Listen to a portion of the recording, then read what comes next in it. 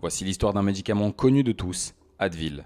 Advil, c'est aujourd'hui un des antidouleurs les plus connus au monde, mais son histoire commence dans les années 1960. En 1961, le chimiste Stewart Adams, qui travaille pour Boots UK Limited, cherche une alternative à l'aspirine. Le problème de l'époque, l'aspirine est efficace, mais elle irrite beaucoup trop l'estomac. Après plusieurs années de recherche, son équipe met au point une molécule, l'ibuprofène.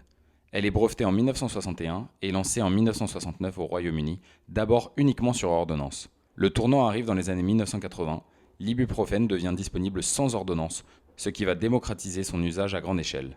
La marque Advil est ensuite développée à l'international, notamment aux États-Unis, et devient un produit phare du groupe Pfizer. Advil génère plus de 800 millions de dollars de chiffre d'affaires annuel dans le monde, et rien que pour certaines formes comme les gélules, on parle de plus d'1,2 milliard de dollars de ventes annuelles en pharmacie. En 2022, Pfizer se sépare de ses produits grand public.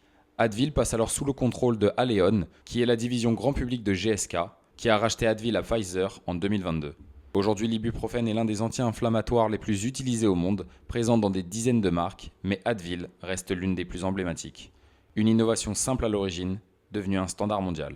C'était l'histoire de Advil, racontée par Pitch Labo.